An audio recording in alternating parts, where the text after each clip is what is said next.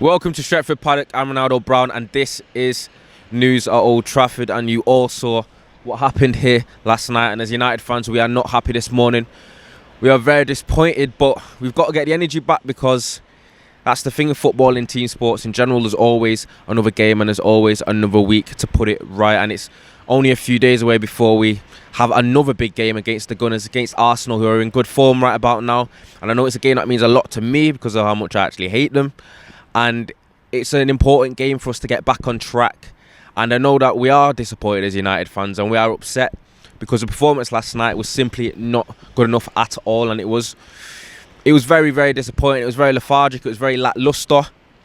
The players didn't seem to have the right attitude or approach to the game. I don't even think it was complacency. It just looked very mundane. And even though we are upset, there's certain things that you can't excuse. And this morning, reports have come out that United fans, or a section of United fans, have racially abused Anthony Martial and Axel Tuanzebe because of their performance last night. I know that Axel wasn't great yesterday. And Martial probably was his worst performance in a United shirt. And in some ways, it was unforgivable, their performance, even though it is football and sometimes players have bad games. But there's never an excuse for racism. There's never an excuse for that kind of discrimination. And I'm actually very disappointed in that small section of United fans. And it's not what this club is about. It's not what football's about. It's not what this country's about anymore. Well, it shouldn't be.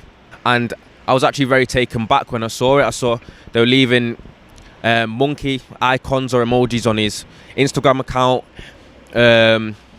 using derogatory terms and slanders, and it just looked very unsavoury. And it even resulted in the likes of Axel deactivating his Twitter account. And at the end of the day, these are players for Manchester United, and whether they might perform terribly or not, or they might disappoint you on a day, they could be match winners the next.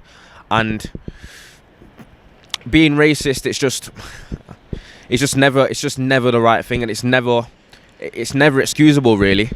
And at the end of the day, they are United players and they're contracted to us, and we are supporters, and the clue's in their name. We have to support our players no matter what, because at the end of the day, they're going to be ones still going out there week in, week out, trying to make us happy and trying to win the game for our club. So I don't want to speak too much more on that. I think no more really needs to be said. It's very disappointing, and I think a section of United fans have let us down last night, and I think we need to move on from it. It needs to be dealt with accordingly, and we need to get into some positives because we've got a big game coming on, the weekend. And whether you might think it or not, we are still up in the upper echelons of the table, and there's still a possibility for 21 to be coming and for United to lift the trophy at the end. I don't want everyone to be proper down and I'm very upset and all.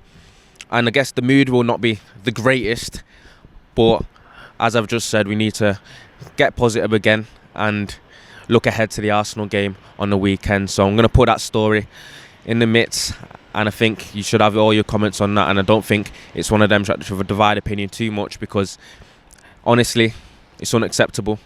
And that's all I've got to say on that. And now into some transfer news, with news breaking again surrounding a centre-back that is very often been linked to us, and that is centre-half Dayot Upamecano from Leipzig, with a little update from Fabrizio Romano, where he come out and said, to be clear about Dayot Upamecano, no chances for him to leave RB Leipzig in the coming days. He'll be sold next summer. Release clause is 42.5 million euros.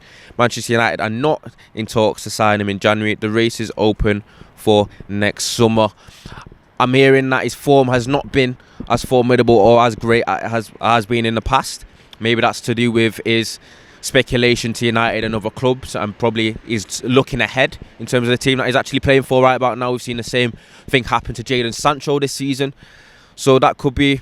But at the end of the day, I still think it's a young centre-half with a lot of potential, and the price tag is very cheap. And if you've seen the effect that Ruben Diaz has had on City and the effect he's had on their uptake in their season and the swing that they've had, you can't undermine the importance of a great defence and a great centre-half, because this season United haven't been great defensively. If we're being honest, we've conceded 27 goals already in the league. I think we are up there with actually the worst in terms of goals conceded in the league, and that's not acceptable for a club like United. And as the old adage goes, obviously offense wins games, but defense wins championships, and we aren't going to win anything if we can't stop conceding goals, because it goes without saying, if you don't concede goals, then you're not going to lose games, are you? And that's the bottom line of it. And if I'm looking at the game yesterday and looking at some of the games that we've had this season, I don't think our centre-halves are actually shoo-ins. I don't think any of them are irreplaceable at all. They all have their levels of inconsistency as well. So I don't think we can shun the possibility of bringing in a centre-half at all, especially with the fact that when Eric Bailly probably is our centre-half, when he is best centre-half when he is actually playing, he simply doesn't play enough. He even had a knock yesterday, he was unavailable. He can't seem to stay fit for more than a month. I think 42.5 million euros for Upamecano, I think you definitely take that in the summer, and it's something that I would very much see happening, because he would bring a little bit of dynamism to our defence that is probably missing in the middle. So we'll have to keep updated on that and see how it develops. Obviously, what happened in January, as it said, a lot of big clubs won't be making a move in the Jan, as Fabrizio Romano told me and Jay on the Tier 1 podcast. But it is a possibility to happen in the next transfer window, and we'll have it here on Stretford Paddock, and we'll keep you updated, and hopefully we can see him in the United shirt.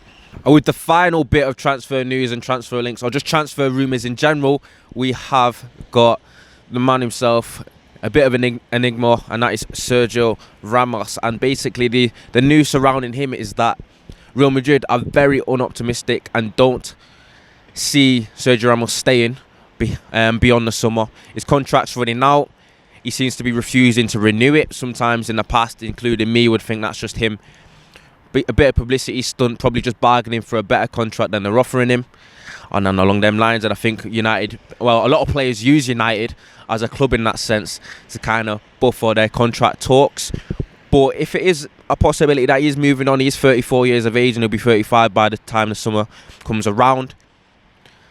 I think if you can get him on a free, obviously, and he doesn't demand extortionate contracts, which he probably would, which would be my only problem, would you be getting a very, very good Sergio Ramos, or would you be getting one that is very much a long way past his best? I'm not sure how credible that link is to United.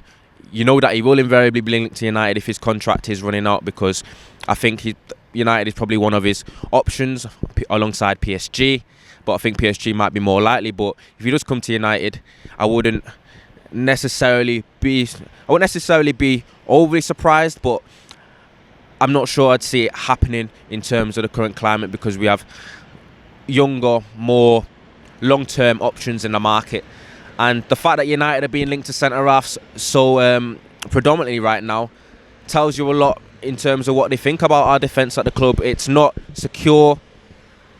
I think there's question marks all throughout the back four, even though Luke Shaw's kicked on, but especially in the centre-half areas, there's a level of inconsistency there that you can't afford if you're trying to get to the next level and you're trying to win championships.